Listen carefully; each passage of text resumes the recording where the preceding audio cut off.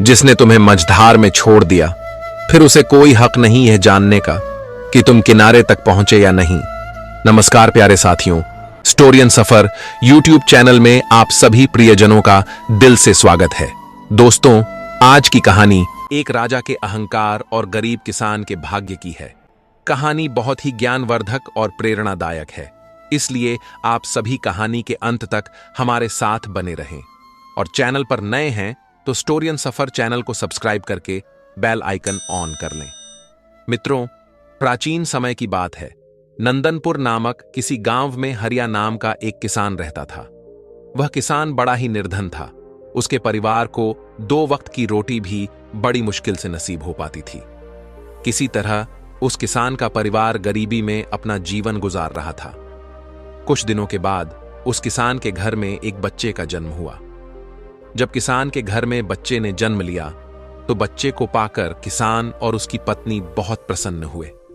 उनकी खुशी का कोई ठिकाना नहीं रहा, क्योंकि शादी के कई साल बाद उनके आंगन में बच्चे की किलकारी गूंजी थी। जब आसपास के लोगों को यह पता चला कि किसान के घर में बच्चे का जन्म हुआ है, तो आस पड़ोस के लोग और नाते रिश्तेदार किसान की पत्नी को बधाई देने के लिए उसके घर आने लगे। किसान हरिया के घर जश्न का माहौल था। खूब खुशियां मनाई जा रही थीं। तभी क्या होता है कि उस किसान के घर एक बड़े ही सिद्ध महात्मा भिक्षा मांगने के लिए आते हैं और द्वार पर खड़े होकर भिक्षा के लिए आवाज लगाने लगते हैं। किसान के घर में आज बड़ा ही खुशी का दिन था, इसीलिए उसने जब साधु महाराज को द्वार पर खड़ा हुआ देखा तो किसान अपने घर से बाहर आया और बाहर आकर उन साधु महाराज से बोला, हे महात्मा, आज आप बड़े ही शुभ अवसर पर मेरे घर पर पधारे हैं। कृपया आप घर के अंदर चलिए, कुछ जलपान ग्रहण कीजिए और मेरे पुत्र को आशीर्वाद दीजिए। बहुत दिनों के बाद मेरे घर में एक संतान ने जन्म लिया है। जब इस प्रकार से वह किसान उन साधु महाराज से बार बार विनती करता है तो महात्मा जी मना नहीं कर पाते हैं और किसान के घर के अंदर आ जाते हैं।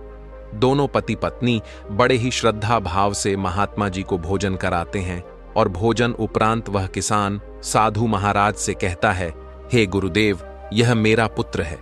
कृपया इसे ऐसा आशीर्वाद दीजिए जिससे कभी भी इसके जीवन में कोई दुख तकलीफ ना आने पाए। साधु महाराज जैसे ही उस बच्चे को आशीर्वाद देने के लिए अपना हाथ उठाते हैं तो साधु महाराज की दृष्टि उस शिशु के हाथ पर पड़ती है। बच्चे के हाथ पर एक चिन्ह देखकर साधु महाराज कुछ सोचने लगते हैं। किसान ने जब साधु महाराज को विचार मग्न देखा तो साधु महाराज से पूछा, हे प्रभु, क्या बात है? मेरे पुत्र को देखकर आप किस चिंता में पड़ गए? सब कुशल मंगल तो है ना? साधु महाराज बोले, बेटा, चिंता की कोई बात नहीं है, सब कुशल मंगल है। तुम्हारा पुत्र तो बड़ा ही किस्मत वाला है, क्योंकि तुम्हारे घर में जिस बच्चे ने जन्म लिया है और इसके हाथ पर जो चिन्ह बना हुआ है, यह इशारा करता है कि तुम्हारे पुत्र के भाग्य में राजयोग लिखा हुआ है और यह 16 वर्ष की अवस्था में ही एक नगर का राजा बन जाएगा। महात्मा की यह बात सुनकर किसान को भरोसा नहीं हुआ और बोला, महाराज, यह कैसे संभव है? किसी गरीब का पुत्र भला राजा कैसे बन सकता है? तो इस पर महात्मा जी उस किसान को समझाते हुए बोले, बेटा, ईश्वर की इस दुनिया में हर काम संभव है। इसने अपने पिछले जन्म में कोई ऐसा पुण्य कर्म किया है जिसके कारण इस जन्म में इस बालक को राजपाठ नसीब होगा। आगे समझाते हुए वह महात्मा जी बोले, बेटा, जैसे ही तुम्हारे पुत्र की अवस्था 16 वर्ष की होगी तो इस नगर का जो राजा है, तुम्हारे पुत्र की अवस्था 16 वर्ष की होगी तो इस नगर का जो राजा है उसकी इकलौती पुत्री से तुम्हारे पुत्र का विवाह होगा और विवाह के बाद राजा की धन दौलत और गद्दी पर तुम्हारे पुत्र का अधिकार हो जाएगा।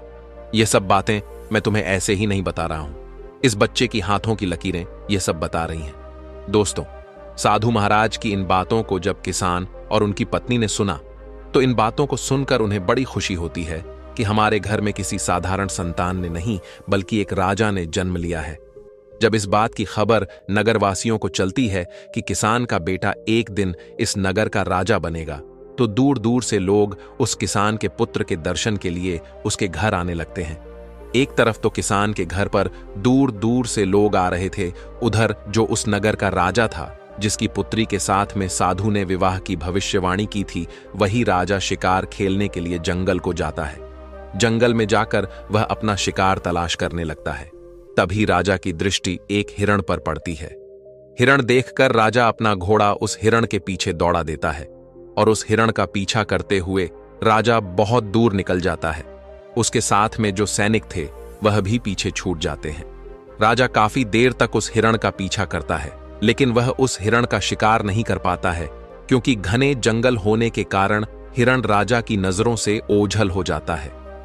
राजा को अपने शिकार का पीछा करते करते बहुत देर हो चुकी थी। इस कारण प्यास के मारे राजा का गला सूखने लगता है। पानी की तलाश में राजा ने चारों तरफ अपनी नजर दौड़ाई, लेकिन आसपास उसे ऐसा कोई पानी का स्रोत नजर नहीं आया जहां जाकर वह अपनी प्यास बुझा सके। पानी की तलाश में राजा जब कुछ और आगे बढ़ता है तो उसे एक गांव नजर आता है। साथियों, यह वही गांव था जिस गांव में उस किसान के घर में एक बच्चे ने जन्म लिया था। जब राजा उस गांव के और नजदीक पहुंचा तो उसे गांव के बाहर एक कुटिया नजर आई, जहां एक साधु महाराज कुटिया के बाहर ध्यान मग्न बैठे हुए थे। राजा महात्मा जी के पास में पहुंचा, महात्मा जी को प्रणाम किया और प्रणाम करके राजा बोला, हे महाराज, मुझे बहुत जोरों की प्यास लगी है।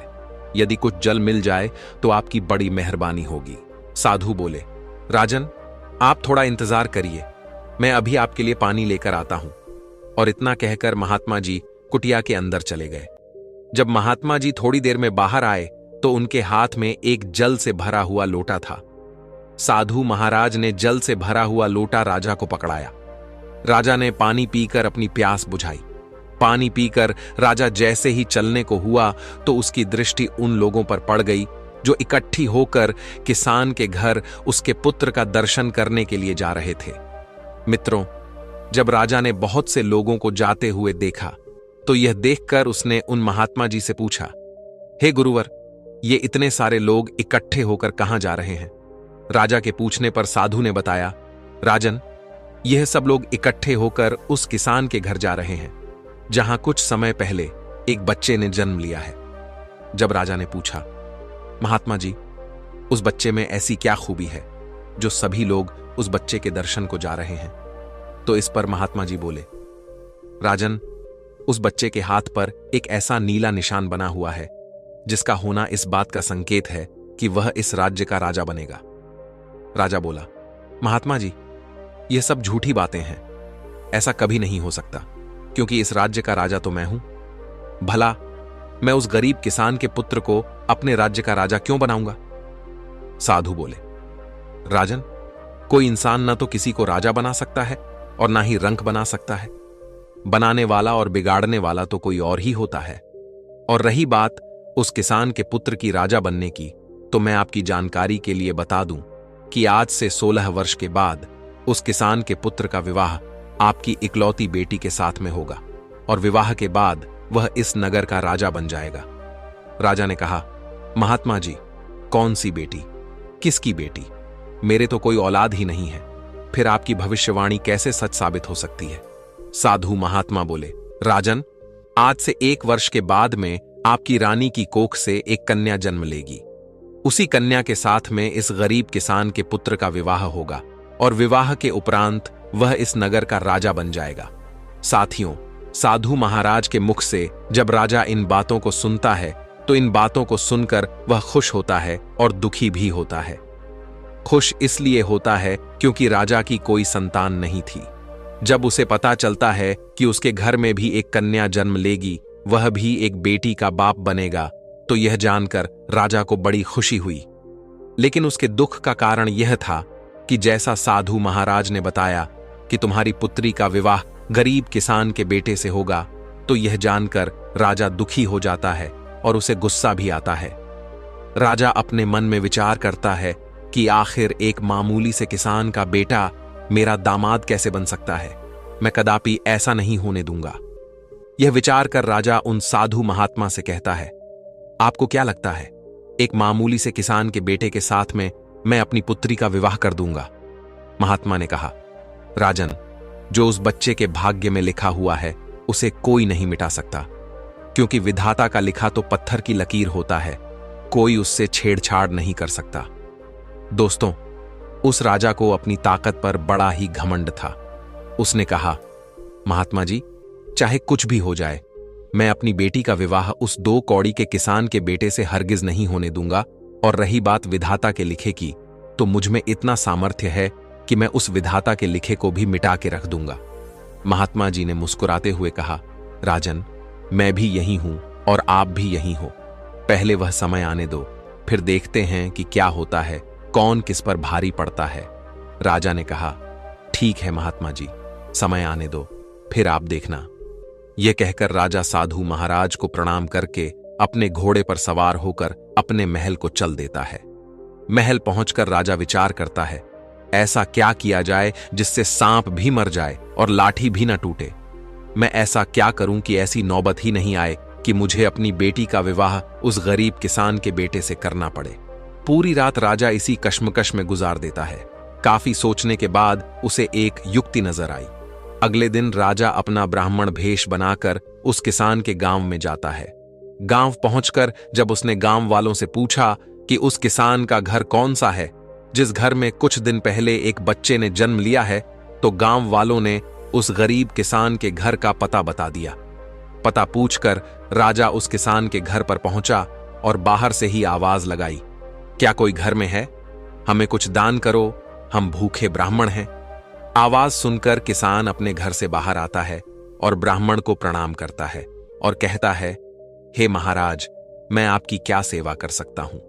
तब ब्राह्मण बना राजा कहता है, हमें कुछ दान दे दो, हम बहुत दूर से चलकर आए हैं। आगे ब्राह्मण किसान से कहता है, मैं भाग्य भी देखता हूं, मुझे ऐसा लग रहा है कि तुम्हारे घर में कोई पुत्र भी है और तेरे पुत्र के दाएं हाथ में नीले रंग का निशान है। किसान कहने लगा, हां बाबा।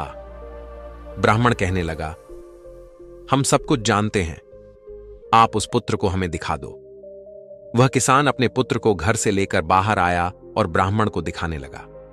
इसके बाद ब्राह्मण कहने लगा, यदि यह पुत्र तुम्हारे साथ रहेगा तो 16 साल के बाद इसकी मृत्यु हो जाएगी, और यदि तुम इस बच्चे को किसी को दान कर दोगे तो 16 वर्ष बाद वह तुम्हें लौटा जाएगा, और यदि तुम इस बच्चे को अपने पास रखना चाहते हो तो यह मर जाएगा। इस बात को सुनकर किसान रोने लगा और कहने लगा, बाबा, हम अपने बच्चे को अपने से अलग नहीं कर सकते हैं। ब्राह्मण कहने लगा, यदि तुम किसी और को नहीं देना चाहते तो मुझे इसे दे दो, 16 वर्ष के बाद इसे मैं तुम्हें लौटा दूंगा। राजा आगे समझाते हुए बोला, भाई देखो, मैं आपका बच्चा आपसे हमेशा के लिए थोड़े ही मांग रहा हूं। मैं तो तब तक के लिए मांग रहा हूं जब तक वह 16 वर्ष का ना हो जाए, क्योंकि इसी में इस बच्चे का जीवन है। जब उसको 16 वर्ष पूरा हो जाए और इसकी विवाह योग्य उम्र हो जाए तो मैं तुमको तुम्हारा बच्चा वापस लौटा दूंगा, फिर आप अपने पुत्र के साथ सुखपूर्वक रहना। मित्रों, सीधा साधा किसान जब भेष बदले हुए राजा की इन बातों को सुनता है तो उसे राजा की बातों में सच्चाई नजर आती है और वह किसान बच्चा देने के लिए हां कर देता है। उस बेचारे को नहीं पता था कि यह ब्राह्मण के भेष में इस नगर का राजा है और उसकी इन बातों के पीछे कुछ और ही मंशा छुपी हुई है। किसान अपनी पत्नी के पास जाता है और अपनी पत्नी से कहता है, भाग्यवान, हमारे दरवाजे पर एक बड़े ही दयालु ब्राह्मण आए हैं और कहते हैं कि अगर यह बच्चा हमारे पास रहेगा तो 16 वर्ष के बाद उसकी मृत्यु हो जाएगी, इसीलिए वह हमारे बच्चे का पालन पोषण करना चाहते हैं। अपनी पति की इन बातों को सुनकर पहले तो उस किसान की पत्नी मना करती है, लेकिन किसान जब अपनी पत्नी को बताता है कि वह हमारा बच्चा हमेशा के लिए नहीं बल्कि कुछ सालों के लिए अपने घर रखना चाहते हैं, तो यह सुनकर किसान की पत्नी भी अपने बच्चे को ब्राह्मण को देने के लिए तैयार हो जाती है। दोनों पति पत्नी अपने कलेजे के टुकड़े को लेकर घर के बाहर आते हैं और ब्राह्मण बने हुए राजा को अपना बच्चा देते हुए कहते हैं, हे ब्राह्मण देव, हम अपना बच्चा तो आपको दे देंगे, लेकिन हमारी एक शर्त है। दोस्तों, जब ब्राह्मण बने राजा ने पूछा, क्या शर्त है? तो किसान की पत्नी बोली, जब मेरा बेटा 16 वर्ष का हो जाए तो तुम्हें हमारा बच्चा वापस करना होगा। यदि आपको हमारी यह शर्तें मंजूर हो तो ही हम तुम्हें अपना बच्चा दे सकते हैं। राजा ने कहा, मुझे तुम्हारी सभी शर्त मंजूर है, अब आप मुझे अपना बच्चा दे दीजिए। जब आपका बच्चा 16 वर्ष का हो जाएगा और उसकी विवाह योग्य उम्र हो जाएगी तो मैं तुम्हारा बेटा वापस कर जाऊंगा। अब आप विलंब ना करिए और अपना बच्चा मेरे हवाले कर दीजिए। मैं इस बच्चे का आपसे भी ज्यादा अच्छा ख्याल रखूंगा। इस प्रकार वह किसान दंपति अपने बच्चे के हित के खातिर अपने नवजात शिशु को ब्राह्मण बने हुए राजा के हवाले कर देते हैं और राजा खुशी खुशी उस बच्चे को लेकर आगे को चल देता है। राजा आज बहुत प्रसन्न था क्योंकि आज वह अपनी योजना में सफल हो रहा था। राजा बच्चे को लेकर के एक नदी किनारे पहुंचा। नदी किनारे पहुंचकर राजा ने सोचा, मैं इस बच्चे का गला दबाकर इसका काम तमाम कर देता हूं और मारने के बाद मैं इस बच्चे की लाश को नदी के जल में प्रवाहित कर दूंगा। लेकिन बच्चे का जब उसने मासूम चेहरा देखा तो उस बच्चे का चेहरा देखकर राजा का विचार बदल गया। वह मन ही मन सोचने लगा, तेरा क्या बघाड़ा है जो तू इसे मारना चाहता है?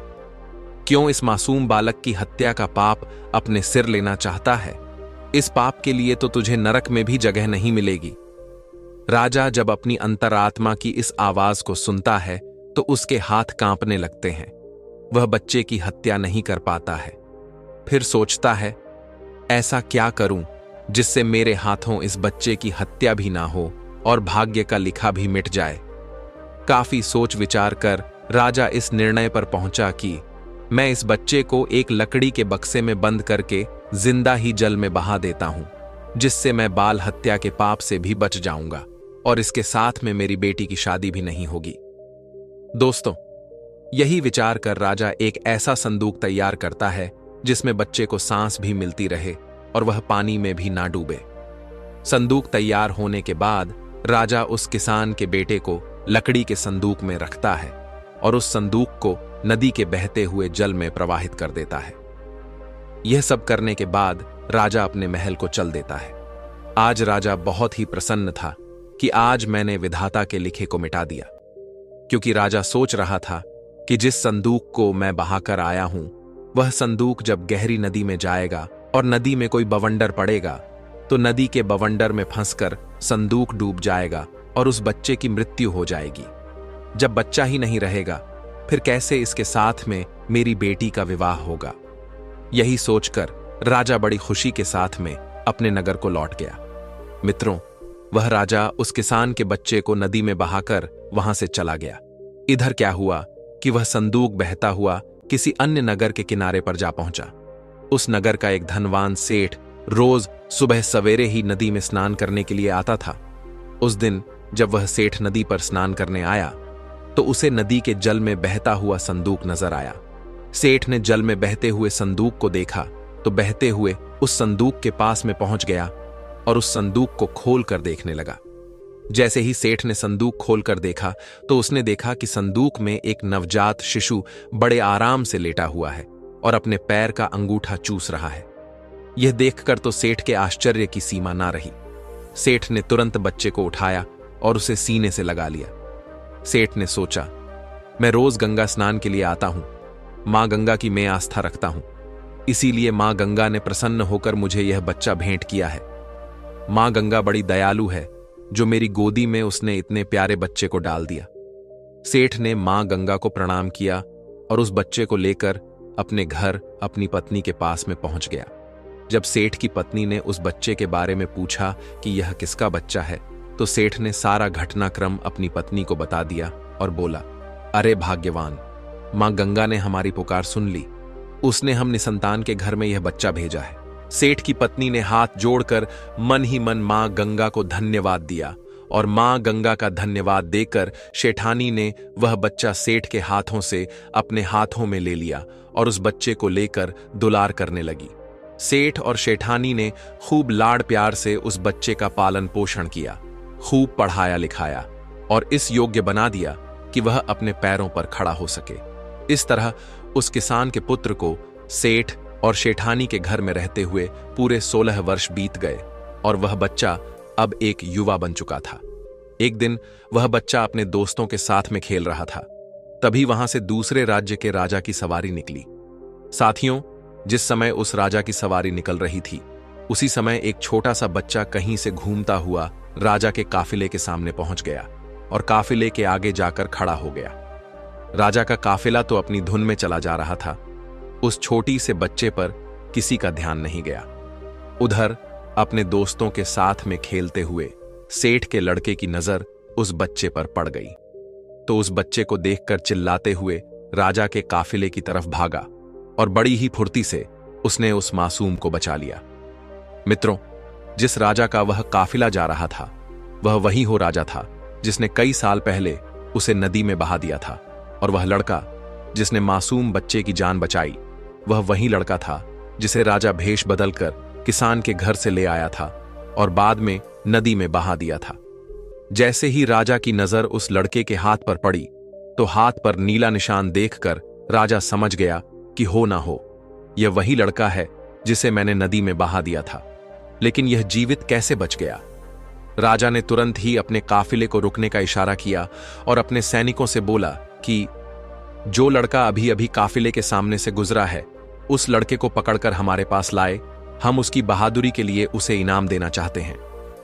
राजा के सैनिक तुरंत ही सेठ के लड़के के पास में पहुंचे और उसे अपने साथ बुला लाए।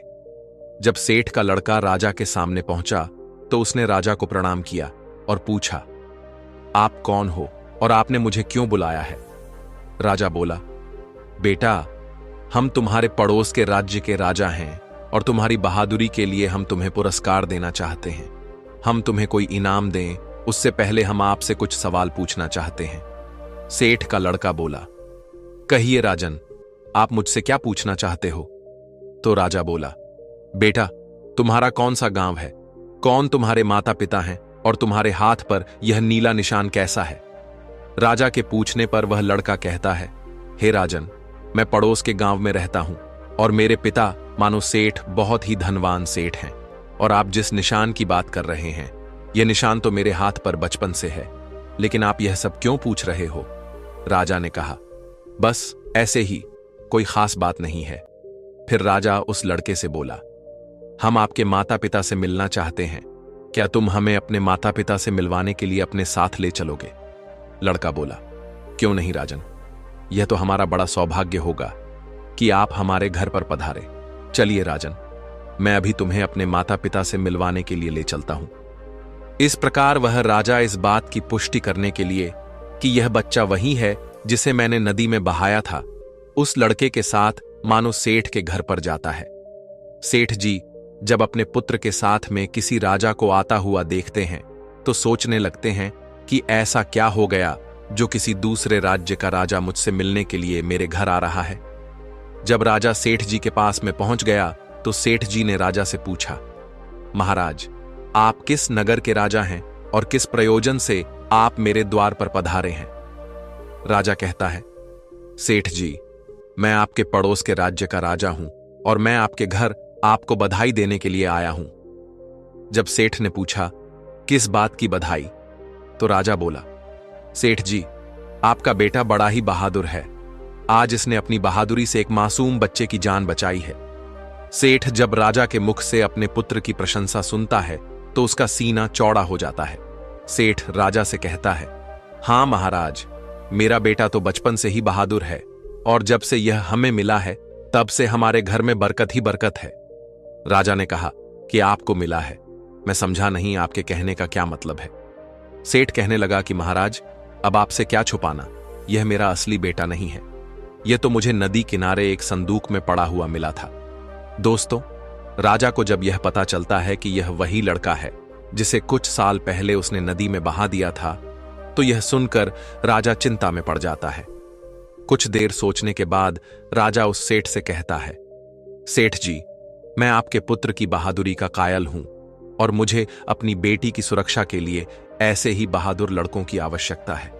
यदि आप आज्ञा दें तो मैं आपके लड़के को अपने यहां नौकरी पर रखना चाहता हूं। सेठ ने कहा, राजन, यह तो बड़ी ही अच्छी बात है कि मेरा बेटा आप जैसे राजा के यहां नौकरी करेगा, मैं इसके लिए सहमत हूं। सेठ की सहमति मिलने के बाद राजा एक चिट्ठी लिखता है। चिट्ठी लिखने के बाद राजा उस चिट्ठी को एक लिफाफे में बंद करता है, उस पर अपनी मोहर लगाता है। यह सब करने के बाद राजा सेठ के लड़के से कहता है, बेटे, मैं तो अभी किसी काम से दूसरे राज्य को जा रहा हूं, तुम इस चिट्ठी को लेकर मेरे राज्य चले जाओ और इस चिट्ठी को महारानी को पकड़ाना। चिट्ठी पढ़ते ही महारानी तुम्हें नौकरी दे देगी। साथियों, इधर तो राजा अपने काफिले को अपने साथ में लेकर आगे बढ़ जाता है, उधर सेठ का लड़का राजा के नगर को चल देता है। चलते चलते सेठ का लड़का एक घने जंगल में पहुंचा। जंगल में पहुंचकर वह लड़का मार्ग भटक गया और मार्ग भटक कर वह दूसरी दिशा में बढ़ गया। जिस मार्ग पर वह आगे बढ़ रहा था वह रास्ता डाकुओं के अड्डे पर जाता था और इस प्रकार वह चलते चलते डाकुओं के अड्डे पर पहुंच गया। वहां पहुंचकर उसकी नजर एक झोपड़ी के ऊपर पड़ी। झोपड़ी को देखकर सेठ के लड़के ने अपने मन में विचार किया कि क्यों न आज की रात इस झोपड़ी में ही ठहर कर बिताई जाए। यह विचार कर सेठ के लड़के ने झोपड़ी की तरफ अपने कदम बढ़ा दिए। दोस्तों, जैसे ही वह लड़का उस झोपड़ी के अंदर पहुंचा और जैसे ही उसने झोपड़ी के अंदर को झांका तो अंदर का नजारा देखकर वह हैरान रह गया, क्योंकि जो झोपड़ी बाहर से टूटी फूटी नजर आ रही थी, उस झोपड़ी के अंदर नीचे जाने के लिए सीढ़ियां बनी हुई थी और उन सीढ़ियों का दूसरा सिरा एक आलीशान महल तक जाता था। दोस्तों, जैसे ही लड़का सीढ़ियां उतरकर नीचे महल में पहुंचा तो उसने देखा कि एक बूढ़ी महिला खाना बना रही है। जब उस बुढ़िया की नजर उस लड़के पर पड़ी तो लड़के को देखकर वह बुढ़िया बोली, बेटा, तुम कौन हो, कहां से आए हो और बिना इजाजत तुम अंदर कैसे प्रवेश कर गए? सेठ के लड़के ने सारा घटनाक्रम उस बुढ़िया को बताया और कहा, मैया, मैं रास्ता भटक कर आपके पास आ गया हूं। यदि आप मुझे एक रात ठहरने की इजाजत दे दें तो आपकी बड़ी मेहरबानी होगी और मैं वचन देता हूं कि प्रातः होते ही मैं यहां से चला जाऊंगा। सेठ के लड़के की इन बातों को सुनकर वह बुढ़िया बोली, बेटा, तुम्हारे यहां रुकने में मुझे तो कोई आपत्ति नहीं है, लेकिन तुम नहीं जानते हो जिस जगह पर तुम अभी खड़े हो यह जगह डाकुओं का अड्डा है। यदि उन्हें पता चल गया कि कोई अनजान व्यक्ति हमारे अड्डे पर आया है तो वह तुम्हें जिंदा नहीं छोड़ेंगे। सेठ का लड़का बोला, मैया, रात बहुत हो गई है और आगे जंगल का रास्ता है। इतनी रात में मैं कहां जाऊंगा, कहां रहूंगा? मुझे तो रास्ते का भी ज्ञान नहीं है। मैं रास्ता भटक चुका हूं। अगर बाहर गया तो जंगली जानवर मुझे मारकर अपने मुंह का निवाला बना लेंगे। अब ऐसी स्थिति में मैया, आप ही मुझे कोई रास्ता दिखाइए जिससे मेरे प्राण बच जाए। दोस्तों, सेठ के लड़के की इन बातों को सुनकर उस बुढ़िया को उस लड़के पर दया आ गई। उसने रात गुजारने की इजाजत दे दी। कुछ समय के बाद डाकू अपने अड्डे पर वापस आते हैं। जैसे ही उनकी नजर घर के कोने में सोए हुए सेठ के उस लड़के पर पड़ती है तो वे उस बुढ़िया से पूछते हैं, अम्मा जी, यह लड़का कौन है और यह हमारे अड्डे पर क्या कर रहा है? डाकुओं के पूछने पर वह बुढ़िया कहती है, बेटा, यह बहुत ही नेक दिल बच्चा है और यह नौकरी की तलाश में राजा का पैगाम लेकर राजमहल को जा रहा है। इससे तुम्हें कोई भी खतरा नहीं है। बेचारा मार्ग भटक गया है और यहां आ पहुंचा। डाकू बोले, अम्मा, तू भी कितनी भोली है, किसी को भी पनाह देती है। किसी ने यदि हमारे बारे में दुष्ट राजा को बता दिया तो राजा हमारा जीना दुश्वार कर देगा। तभी दूसरा डाकू बोला, रुको, मैं अभी इस लड़के की तलाशी लेता हूं, कहीं यह राजा का गुप्तचर तो नहीं है। और ऐसा कहकर वह सोते हुए सेठ के लड़के की तलाशी लेने लगता है। जब डाकू सेठ के लड़के की तलाशी लेता है तो उसे सेठ के लड़के की जेब से राजा का लिखा हुआ पैगाम मिलता है जिस पर राज्य की मोहर लगी हुई थी। बड़ी सावधानी से वह डाकू लड़के की जेब से चिट्ठी का लिफाफा निकालता है और चिट्ठी को लिफाफे से बाहर निकालकर पढ़ने लगता है। चिट्ठी पढ़कर डाकू कहता है, छी छी, हमारे राज्य का राजा कितना घटिया राजा है। जब बुढ़िया पूछती है, बेटा, ऐसा इस चिट्ठी में क्या लिखा हुआ है जिसे पढ़कर तुम अपने ही नगर के राजा को घटिया राजा बोल रहे हो? तो डाकू उस महिला से कहता है, अम्मा, चिट्ठी में लिखा है कि रानी, जैसे ही यह लड़का तुम्हारे पास पहुंचे और जैसे ही तुम इस चिट्ठी को पढ़ो तो चिट्ठी पढ़ते ही इस लड़के को मारकर कहीं दूर फेंक देना और यह काम मेरे आने से पहले हो जाना चाहिए। मैं इसे क्यों मरवाना चाहता हूं और मैंने क्यों नहीं मारा, इन सवालों का जवाब मैं नगर आकर तुम्हें दे दूंगा। दोस्तों, डाकू के मुख से चिट्ठी में लिखी हुई बातों को जब बुढ़िया ने सुनी तो वह कहने लगी, बड़ा ही दुष्ट राजा है, जिसके हाथों से चिट्ठी भिजवा रहा है उसी को मरवाने का आदेश भी दे रहा है। यह सुनकर उस बुढ़िया ने अपने मन में विचार किया कि मुझे इस मासूम को किसी भी तरह कोई भी उपाय करके बचाना चाहिए। उसने डाकुओं से कहा, तुम इस चिट्ठी को बदल दो। इस चिट्ठी के स्थान पर एक दूसरी चिट्ठी तैयार करो और उसमें लिखो कि रानी, मैं जिस लड़के को तुम्हारे पास भेज रहा हूं यह बड़ा ही नेक लड़का है और मैंने यह लड़का अपनी पुत्री के विवाह के लिए चुना है। इसीलिए रानी, जैसे ही यह लड़का तुम्हारे पास आए तो तुम राजकुमारी का विवाह इस लड़के से कर देना और ध्यान रखना यह काम मेरे नगर वापसी से पहले हो जाना चाहिए। मुझे यह लड़का क्यों पसंद है, क्यों मैं अपनी बेटी का विवाह इस लड़के से करना चाहता हूं, इन सवालों के जवाब मैं तुम्हें नगर वापस आकर दूंगा। तुम्हारा प्रिय राजा। साथियों, यह लिखकर डाकू ने उस चिट्ठी को लिफाफे के अंदर डाला और बड़ी सावधानी के साथ पुनः उस लड़के की जेब में रख दिया। इसके बाद डाकुओं ने खाना पीना खाया और चोरी करने के लिए अपने अड्डे से बाहर निकल गए। उधर अगला दिन हुआ तो बूढ़ी माता ने सेठ के लड़के को उठाया और कहा, बेटा, सुबह हो गई है, अब तुम जहां जाना चाहते हो वहां जा सकते हो। सेठ के लड़के ने उठकर बूढ़ी माता को प्रणाम किया, राजमहल का मार्ग पूछा और बूढ़ी माता से विदा लेकर अपनी मंजिल की तरफ बढ़ गया। कुछ समय पश्चात सेठ का लड़का रानी के सामने राजा के महल में था। सेठ के लड़के ने महारानी से कहा, रानी साहिबा, महाराज ने आपके नाम यह पैगाम भेजा है, आप इस चिट्ठी को पढ़ लीजिए और बताएं मुझे क्या करना है। दोस्तों, महारानी ने लिफाफे में रखी चिट्ठी निकाली और पढ़ने कही। चिट्ठी में लिखा हुआ था कि यह लड़का बड़ा ही नेक दिल है, बड़ा ही बुद्धिमान और ज्ञानी है। यह राजकुमारी से विवाह करने के योग्य है, इसीलिए मेरे आने से पहले ही तुम इसका विवाह राजकुमारी से करवा देना। जब रानी चिट्ठी पढ़ती है तो चिट्ठी में लिखी हुई बातों को पढ़कर रानी सोचने लगती है कि महाराज को इस लड़के में ऐसी क्या खूबी नजर आई जो जल्दी से जल्दी राजकुमारी के साथ इसका विवाह करने का आदेश दिया है। महाराज इस प्रकार कैसे किसी अनजान के साथ राजकुमारी का विवाह कर सकते हैं। लेकिन फिर उसने देखा कि चिट्ठी के लिफाफे पर राजा के हस्ताक्षर थे और उनकी मोहर लगी हुई थी और उस चिट्ठी में लिखा हुआ था कि मैं तुम्हारे सभी सवालों के जवाब नगर वापस आकर दूंगा।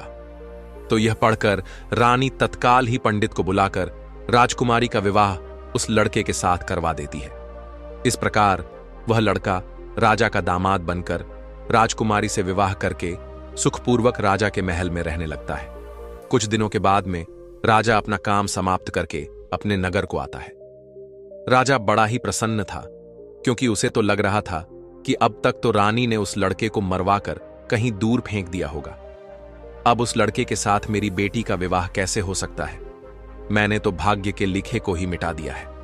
लेकिन साथियों, जैसे ही राजा अपने महल में पहुंचता है और उस गरीब किसान के बेटे को अपनी राज्य गद्दी पर बैठा हुआ देखता है तो उसके आश्चर्य की सीमा नहीं रहती है, क्योंकि जिस लड़के को राजा ने रानी के पास इसलिए भेजा था कि रानी इसका कत्ल करा देगी, लेकिन यहां तो सब उल्टा ही हो गया। जब उसे यह पता चलता है कि मेरी पुत्री का विवाह उसी व्यक्ति के साथ हो गया है जिसकी भविष्यवाणी साधु महाराज ने की थी, तो यह जानकर राजा क्रोध में भर जाता है। उसे अपनी पत्नी पर बहुत गुस्सा आता है कि रानी ने मेरी आज्ञा का पालन क्यों नहीं किया। उसने महारानी से पूछा, मैंने जब तुम्हें इस लड़के को मारने का आदेश दिया था, फिर तुमने इसके साथ राजकुमारी का विवाह क्यों कर दिया? राजा की इन बातों को सुनकर रानी कहती है, महाराज, मैंने तो वही किया है जैसा आपने आदेश दिया था, इसमें मेरी क्या गलती है? राजा ने महारानी को चिट्ठी दिखाने का आदेश दिया। महारानी चिट्ठी लेकर बाहर आई। राजा ने जब लिफाफा खोला और उस चिट्ठी में लिखी हुई बातों को पढ़ा तो देखा कि उसमें तो कुछ और ही लिखा हुआ था।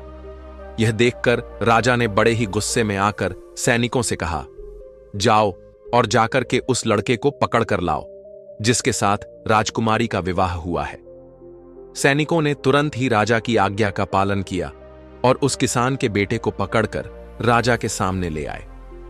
राजा ने गुस्से में उस लड़के से कहा, तुम्हारी हिम्मत कैसे बढ़ गई मेरी पुत्री से विवाह करने की? तुमने मुझे बहुत बड़ा धोखा दिया है और मेरे राज्य में धोखे की सजा केवल और केवल मौत होती है। अब तुम मरने के लिए तैयार हो जाओ। मैं तुम्हें अपना दामाद किसी भी कीमत पर स्वीकार नहीं कर सकता। तुम एक गरीब किसान के बेटे हो और गरीब ही रहोगे। मैं भी देखता हूं कि तुम किस प्रकार इस नगर का राजा बनते हो। मित्रों, राजा की इन बातों को सुनकर वह लड़का बोला, महाराज, आप यह क्या कह रहे हो? मैंने आपको क्या धोखा दिया है और आप बार बार किस किसान की बात कर रहे हो, जबकि आपको भी पता है कि मैं किसान का बेटा नहीं बल्कि एक सेठ का बेटा हूं। राजा ने कहा, तुम मुझे अपनी बातों में उलझाकर बेवकूफ बनाना चाहते हो, लेकिन अब मैं तुम्हारी किसी बात में नहीं आऊंगा। आज का दिन तुम्हारे जीवन का अंतिम दिन साबित होगा। इतना कहकर राजा अपनी तलवार उठा लेता है।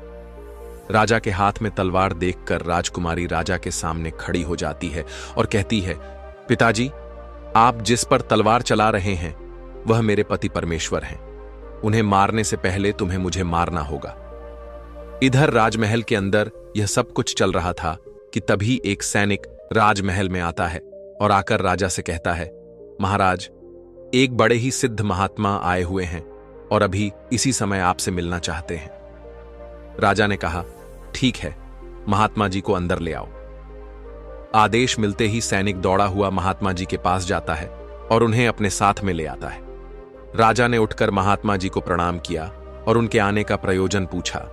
महात्मा जी ने कहा, लगता है राजन, आपने मुझे पहचाना नहीं। जब राजा ने कहा, आप कौन हो और मुझसे क्यों मिलना चाहते हो, तो महात्मा जी ने बड़ी ही विनम्रता के साथ मुस्कुराते हुए जवाब दिया, राजन, मैं वही महात्मा हूं जिससे आप 16 साल पहले मिले थे और मैंने आपको बताया था कि आज से 16 साल के बाद में आपकी पुत्री का विवाह इस गरीब किसान के बेटे से होगा। लेकिन आपने कहा था कि मैं राजा हूं और मैं कुछ भी कर सकता हूं, लेकिन देखा राजन, जो भाग्य में होता है वही होकर रहता है। साथियों, जब राजा साधु की इन बातों को सुनता है तो हाथ जोड़कर कहता है, गुरुदेव, मुझे क्षमा कर दीजिए। आप सच कहते थे कि कोई न तो किसी का भाग्य मिटा सकता है और ना ही उसमें कोई बदलाव कर सकता है। विधि के विधान को कोई नहीं बदल सकता। जो भी जिसके भाग्य में लिखा हुआ है वह उसे मिलकर ही रहता है। मैं नियति के हाथों हार चुका हूं। महात्मा जी ने कहा, राजन, भाग्य के सामने कोई नहीं टिक सकता, इसीलिए अब तुम व्यर्थ की चिंता छोड़ो। किसान के बेटे को अपना दामाद स्वीकार करो और अपना राजपाठ उसे सौंपकर सुखपूर्वक जीवन व्यतीत करो। यही नियति का लेखा है और इसी में तुम्हारी भलाई है। साथियों, इस प्रकार वह राजा अपना सारा राजपाठ किसान के पुत्र को सौंप देता है। पूरे नगर में राजा की चर्चा होने लगती है कि राजा बड़ा ही नेक दिल इंसान है, जो उसने अपनी पुत्री का विवाह एक साधारण से लड़के से किया। इधर किसान का बेटा उस नगर का राजा बनकर सुखपूर्वक अपना जीवन बिताने लगता है।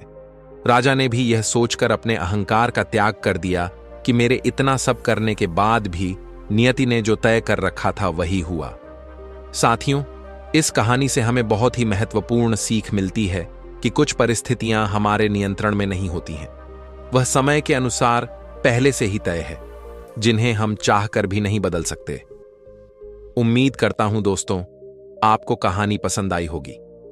कहानी अच्छी लगी हो तो वीडियो को लाइक करके चैनल को सब्सक्राइब कर लेना, साथ में बेल आइकन भी दबा देना और जाते जाते कमेंट में जरूर बताएं आपको कहानी कैसी लगी। धन्यवाद। जय श्री कृष्णा।